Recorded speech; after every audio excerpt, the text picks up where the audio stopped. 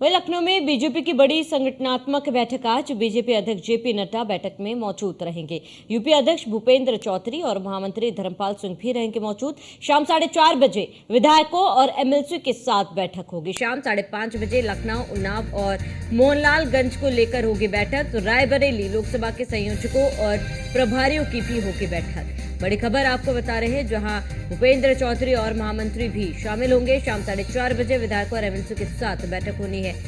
और बड़ी खबर आपको बता रहे हैं, 5:30 बजे लखनऊ, उन्नाव में भी बैठक। रायबरेली लोकसभा के संयोजकों और प्रभारियों की बैठक होगी। लखनऊ में बीजेपी की बड़ी बैठक, कई मायनों में ये बैठक महत्वपूर्ण। बीजेपी अध्यक्ष जेपी नड्डा बैठक में मौजूद रहेंगे। भूपेंद्र चौधरी, महामंत्री धर्मपाल सिंह भी मौजूद रहेंगे। बड़ी खबर आपको बता रहे हैं, शाम 4:30 बजे विधायकों और एमएलसी के साथ बैठक होगी।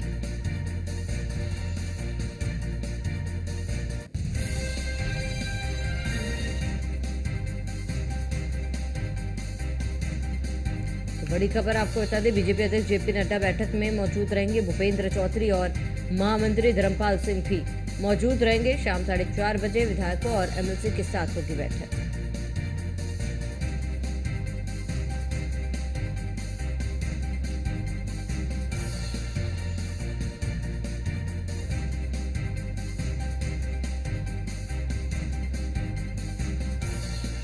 तो बड़ी खबर आपको बता दें, भूपेंद्र चौधरी, महामंत्री धर्मपाल सिंह मौजूद रहेंगे। शाम 4:30 बजे विधायकों और एमएलसी के साथ अहम बैठक। 5:30 बजे लखनऊ, उन्नाव, मोहनलालगंज को लेकर बैठक होगी। रायबरेली लोकसभा के संयोजकों और प्रभारियों की भी बैठक होनी है।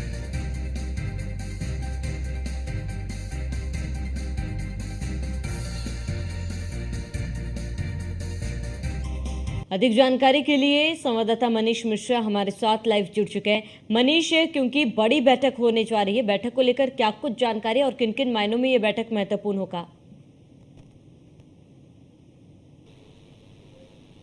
देखिए, निश्चित तौर से आपको बता दूं, भारतीय जनता पार्टी के राष्ट्रीय अध्यक्ष अपने एक दिवसीय दौरे पे लखनऊ आ रहे हैं। और आपको बता दें कि जिस तरीके से जो पॉइंटर्स हैं, ये एक्सक्लूसिव जानकारी न्यूज़ इंडिया दे रहा है कि जो पॉइंटर्स आज इस बैठक में रखे जाएंगे, उसमें अगर बात करेंगे तो क्लस्टर प्रभारियों के साथ साथ विधायकों, संयोजकों की बैठक होगी।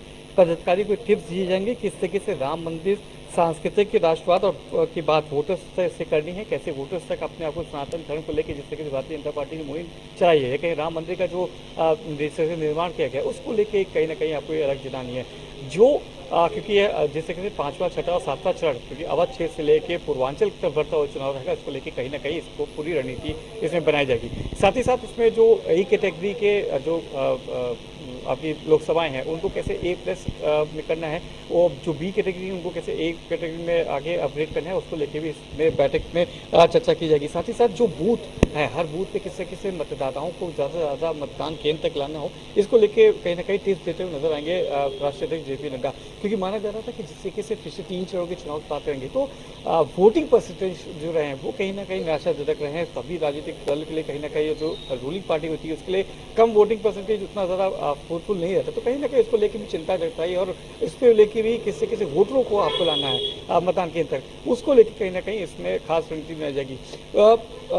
राष्ट्रीय अध्यक्ष के नेतृत्व में रायबरेली और अमेठी में किस तरीके से किलेबंदी करनी है, क्योंकि अगर वहाँ से सीट निकलती है, सोनिया गांधी की जो सीट है, राहुल गांधी इस पर इस बार लड़ रहे हैं, अगर वो सीट निकलती है तो कहीं ना कहीं एक फिर से मजबूती बनाती हुई कांग्रेस यहाँ पे आ सकती है। उसको रोकने के लिए भी कहीं ना कहीं इसमें घेराबंदी की जाएगी। वहाँ के भी जो क्लस्टर्स है, प्रभारी हैं, वहाँ के जो एमएलसी विधायक हैं, उनको भी यहाँ बुलाया गया है, उनके साथ भी अलग से बैठक करेंगे। लखनऊ, मोहनलालगंज को लेकर भी इसमें बैठक की जाएगी। उन्नाव के प्रभारी को बुलाया गया है। तो निश्चित तौर से अवध क्षेत्र और पूर्वांचल को लेकर खासा एक मुहिम के तौर पर चला जाएगा। किस तरीके से जो वोटर्स हैं उनके बीच में जाके राम मंदिर के निर्माण की बात हो, सनातन की बात हो, संस्कृति की बात हो, उनको लेके अपने वोटर्स तक जाना है, उनको जगाना है और एक बार मतदान केंद्र तक लाना पड़ेगा। इसके साथ ही साथ जिस तरीके से जो बूथ प्रभारी हैं, जो बूथ कमेटियां हैं, जो प्रधान प्रमुख हैं, उनकी जिम्मेदारी तय करनी पड़ेगी। किस तरीके से जो वोटिंग परसेंटेज है उसको बढ़ाया जाए, इस पर खासा दौर दिया जाएगा। तो आज निश्चित तौर से एक बड़ी बैठक होने जा रही है जिसमें मुख्यमंत्री योगी आदित्यनाथ भी मौजूद रहेंगे, दोनों डिप्टी सीएम मौजूद रहेंगे,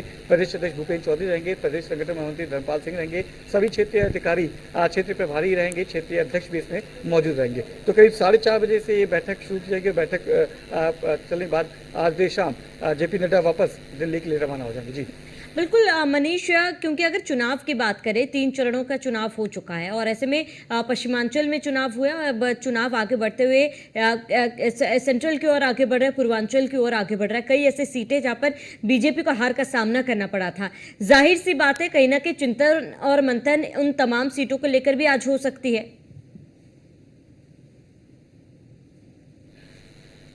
निश्चित तौर से आपको बता दें, इसके पहले भी हमने देखा था, अमित शाह भी लखनऊ दौरे पे आए थे, उन्होंने भी इस पर बैठक की थी चौथे पांचवें चरण को लेके। चौथे चरण के बाद से जैसे जैसे अवध क्षेत्र में जो चुनाव बढ़ेगा उसको लेकर भी कहीं ना कहीं इस पर बैठक की जाएगी। और निश्चित तौर से जब बैठक शुरू होगी तो उसमें कहीं ना कहीं रणनीति रहेगी कि अवध क्षेत्र में जैसे जैसे राम मंदिर का निर्माण किया गया है उसको लेकर किससे किस वोटर्स में अलग जगह जाए। पूर्वांचल में खासतौर से 2022 का अगर चुनाव देखा जाएगा, विधानसभा का चुनाव था, उसमें कहीं ना कहीं डेंट देखने को मिला था। तो उस डेट को कैसे उभारा जाए, उन डेट से कैसे निकाला जाए, इसको लेकर भी उसमें चर्चा की जाएगी। किससे किससे जो वोटर्स हैं उनको बाहर निकाला जाए, उनको साथ में किया जाए। और निश्चित तौर से एक चुनौती जरूर है भारतीय जनता पार्टी के लिए भी, एक चुनौती जरूर है कि पूर्वांचल, अवध से लेकर पूर्वांचल तक जो चुनावी समीकरण है उनको कैसे देखा जाए, उनको कैसे निकाला जाए और उसमें कैसे आप तय कर सकते हैं अपनी सीटों को, कैसे आप बढ़ा सकते हैं अपनी सीटों को, कैसे निकाल सकते हैं। इस पर कहीं ना कहीं टिप्स देते हुए नजर आएंगे राष्ट्रीय अध्यक्ष जेपी नड्डा। एक आप देख सकते हैं कि उत्तर प्रदेश की बात करेंगे, क्योंकि 400 पार का जो नारा दिया गया है उसमें 80 का जो आधार माना जा रहा है उसकी अहमियत सब जानते हैं। अमित शाह आए थे कुछ दिन पहले, उन्होंने लखनऊ में एक बड़ी बैठक की थी, करीब 2.5 से 3 घंटा वो बैठक चली थी। आज राष्ट्रीय अध्यक्ष जेपी नड्डा यहाँ थे, तो जो शीर्ष नेतृत्व है वो भी जानता है कि आपको 400 पार करना है तो उसके लिए 80 लोकसभा सीट वाले उत्तर प्रदेश जो सूबा है सबसे बड़े देश का, उसकी कितनी इंपॉर्टेंस है, उस इंपॉर्टेंस को जानते हैं। उसको लेके आज कहीं ना कहीं टिप्स देते नजर आएंगे और आगे की रणनीति तय की जाएगी। माना जा रहा है ब्लूप्रिंट तैयार किया गया है शीर्ष नेतृत्व के द्वारा, जिसमें प्रधानमंत्री ने मोदी, अमित शाह और जेपी नड्डा सहित के जो बड़े नेता वो शामिल थे। अब उस ब्लूप्रिंट पर कैसे काम करना है वो प्रदेश की इकाई को बताया जाएगा और आगे वाले समय में ये इकाई किस तरह काम करेगी इस पर देखना होगा। और क्या वोटिंग परसेंटेज को लेकर जिस तरीके से एक मुहिम चल जा रही वो आपको अवध से लेकर पूर्वांचल तक बढ़ती नजर आती है। क्या आपके जो वोटर्स हैं आप उनका इम्पैक्ट आप देखना चाह रहे हैं कि राम मंदिर का इम्पैक्ट आपका कितना बड़ा है। राम मंदिर निर्माण के बाद एक पहला चुनाव है, बड़ा चुनाव है, उसमें देखना होगा कि राम मंदिर की जो पहले चर्चा होती थी निर्माण के बाद क्या भारतीय जनता पार्टी उस सनातन और सरस्वती जो बात करती है उसको लेके अपने वोटर्स के बीच में कोई एक नई ऊर्जा बना पाई है, एक नई मुहिम जो चल रही थी उसको क्या भुना पाई है, क्या उन वोटर्स को जो दर्शनालु है उनके वोटर्स में कन्वर्ट करके उनको ले पाएगी। ये भी एक बार देखने वाली बात होगी। जी ठीक है मनीष, तमाम जानकारी के लिए जुड़ने के लिए आपका बहुत बहुत शुक्रिया।